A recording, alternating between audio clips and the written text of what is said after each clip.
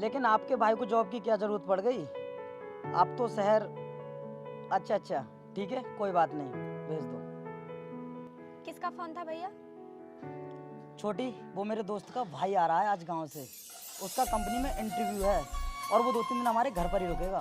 क्या कहा भैया? गांव से आ रहा है? लेकिन तुम उस देहाती को अपने घर पर क्यों बुला रहे हो? शहर में और भी बहुत सी जगह हैं, वो कहीं भी रुक जाएगा। छोटी, वो मेरे खास दोस्त का भाई है और हमारे घर पर सिर्फ 2-3 दिन ही तो रुकेगा, उसके बाद चला जाएगा।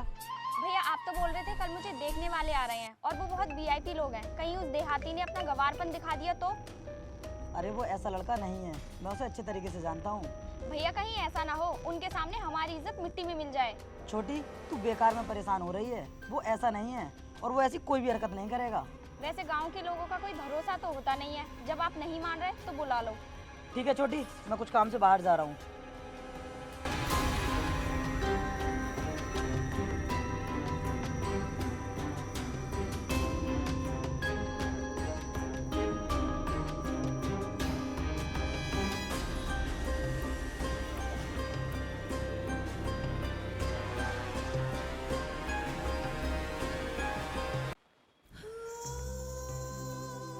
अरे यहाँ पर तो कोई दिखाई भी नहीं दे रहा है, किससे एड्रेस पूछूं ये?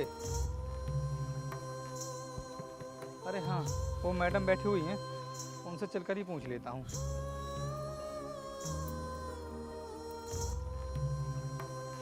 अरे राम राम मैडम साहब। अरे मैडम साहब, हमको ना इस एड्रेस के बारे में पता करना था आपसे। लाओ दिखा मुझे।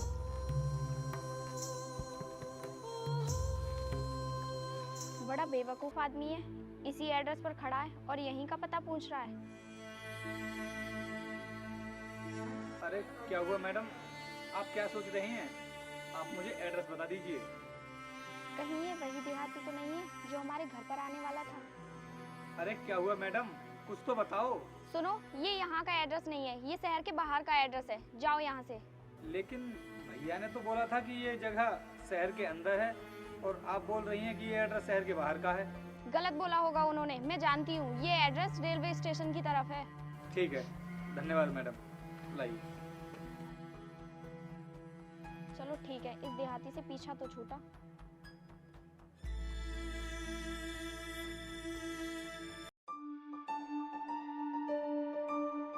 अरे ये रास्ते पर कौन पड़ा हुआ है? एक काम करता हूँ, चलकर देखता हूँ।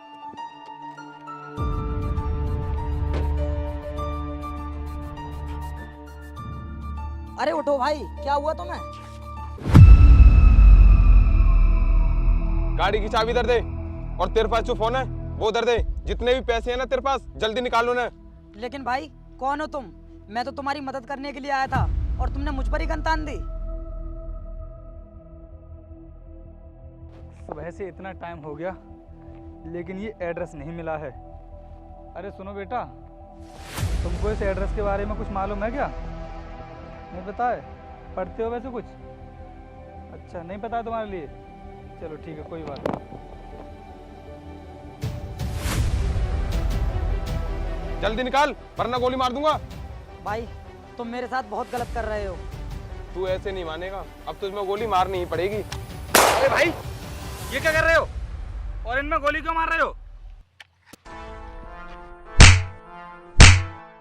भाई तुम इसको पकड़ कर रखो, मैं भी गाड़ी से डंडा निकाल कर लाता हूँ, फिर से बताता हूँ। ठीक है, जल्दी आओ। अरे अरे, भाग गया ये तो, पकड़ो पकड़ो। अरे भाई भाग गया। जाने दो। लेकिन भाई तुमने बहुत अच्छा किया मेरी जान बचाकर, नहीं तो पता नहीं आज ही मेरे साथ क्या करता। लेकिन भाई साहब, उसकी पिस्टल तो मेरे पास रह गई, इसका क्या करें हम लोग? मेरे भाई इसकी कोई भी टेंशन मत लो, लाओ मुझे दो, मैं इसे पुलिस के हवाले कर दूंगा। वैसे भाई मुझे ये बताओ, तुम जा कहाँ रहे थे? वो भैया, मैं ना इस एड्रेस पर जा रहा था। क्या आप मुझे बता सकते हैं? मुझे मिल नहीं रहा ये एड्रेस। अरे ये तो मेरे घर का एड्रेस है, इसका मतलब तुम मेरे दोस्त के भाई हो क्या? अरे हाँ, आपका नाम जीत है? हाँ मेरा नाम जीत है। मुझे लगता है तुम मेरे दोस्त के भाई हो ना? हाँ हाँ। अरे पता नहीं मैंने आपके एड्रेस को कहाँ कहाँ नहीं ढूंढा। चलो ठीक है, कोई बात नहीं, अब तुम मेरे साथ चलो। आइए।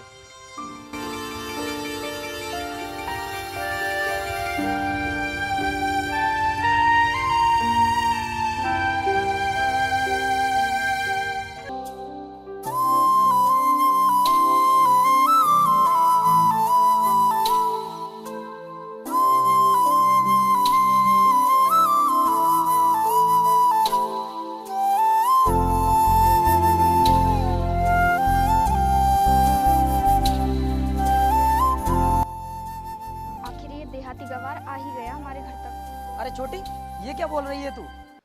अरे भाई साहब, हम ना सुबह यहाँ पर आए थे, लेकिन मैडम ने ये एड्रेस दूसरी जगह बताकर हमें यहाँ से भेज दिया। ये तूने ठीक नहीं किया इनके साथ। घर पर आए हुए मेहमान के साथ ऐसा व्यवहार करते हैं? इसकी औकात तो मैं अभी दिखाती हूँ। रामू इधर आओ। जी मैम साहब। देख इसे, ये हमारा नौकर है जो तुझसे ज्यादा पढ़ा लिखा है और हमारे घर पे नौकर भी शहर के रहते हैं, तो अब तू खुद अंदाजा लगा ले अपनी औकात का। तू पागल हो गई है क्या जो कुछ भी बोले जा रही है? आज इन्होंने मेरी जान बचाई है, अगर ये टाइम पर नहीं आते ना तो मैं मर गया होता, और तू इनसे उल्टा सीधा बोल रही है। हाँ हाँ बचाई होगी, मुझे इससे क्या, डफर कहीं का। इसकी बातों को बुरा नहीं मानना, क्योंकि ये गांव में नहीं रही है ना, इसलिए इसको गांव के लोग पसंद नहीं है। साहब कल मेहमान आने वाले हैं, कुछ पैसे दे दो, जरूरी सामान ले आऊँगा। ठीक है रामू, मैं भी तुम्हारे साथ चलता हूँ मार्केट के लिए। भाई एक काम करो, तुम अंदर जाकर बैठो, मैं कुछ देर बाद आता हूँ। ठीक है। चलो रामू।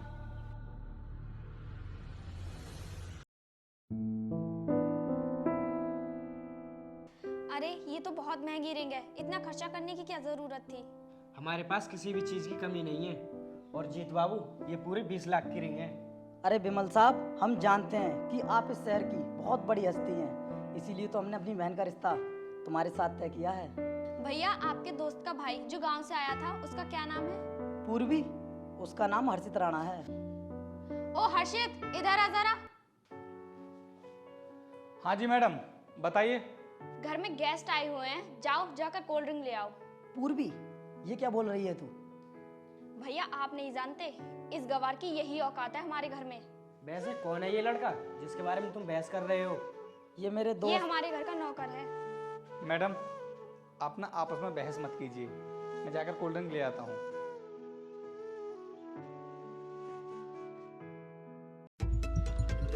अरे कहाँ मर गए सबके सब, इधर आओ।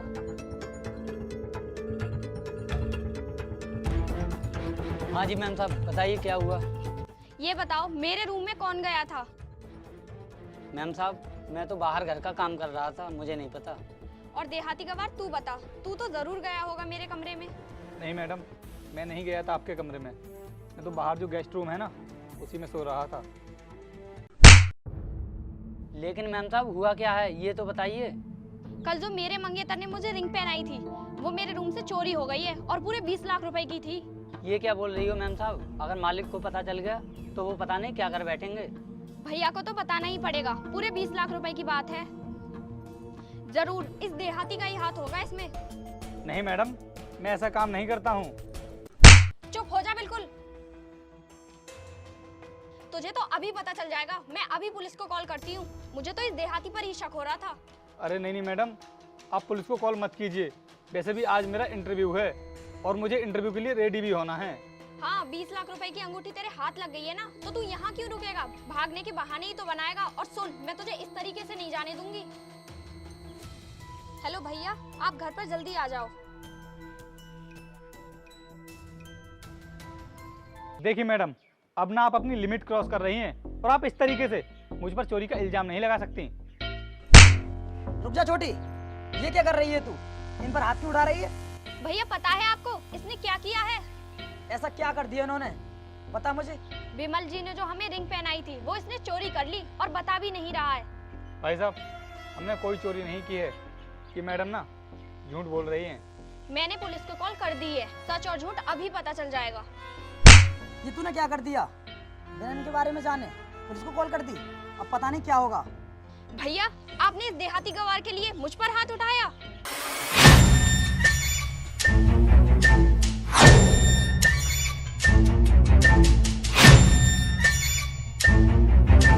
आ गए सर आप, ये है वो जिसने मेरे 20 लाख रुपए की रिंग चुराई थी। अरे हर्षित सर, आप यहाँ पर? नमस्ते सर। और ये लड़की आपके बारे में क्या बोल रही है? इंस्पेक्टर, इनको ये ठीक लग रहा है, ये वही कर रही हैं। और हाँ, आप भी अपनी ड्यूटी कीजिए। सर आप बिल्कुल टेंशन मत लीजिए, मैं पता लगा कर रहूँगा कि वो रिंग किसने चुराई है, और उसके बाद मैं जो उसका हाल करूँगा वो ज़िंदगी भर याद रखिएगा। सर वो रिंग मेरे पास है, मैंने उसे चोरी किया था। उस रिंग को तूने चोरी किया था, लेकिन क्यों? मैम साहब मुझे पैसों की सख्त ज़रूरत थी, इसलिए मैंने उसे चुरा लिया था। तो ये है तुम्हारे शहर का पढ़ा लिखा नौकर, अब देख ली ना तुमने इसकी हरकत क्या है। अगर तुझे पैसों की जरूरत थी तो हमें बताता, हम देते तुझे पैसे। सॉरी, मैंने आपको गलत समझा। मैडम सिर्फ सॉरी से ही काम नहीं चलेगा, आपको सर के पैरों में गिरकर माफी मांगनी पड़ेगी। अरे ये हैं कौन जिन्हें आप बार बार सर बोल रहे हो? मैडम आप नहीं जानती, आपने इन पर इल्जाम लगाकर कितनी बड़ी गलती की है।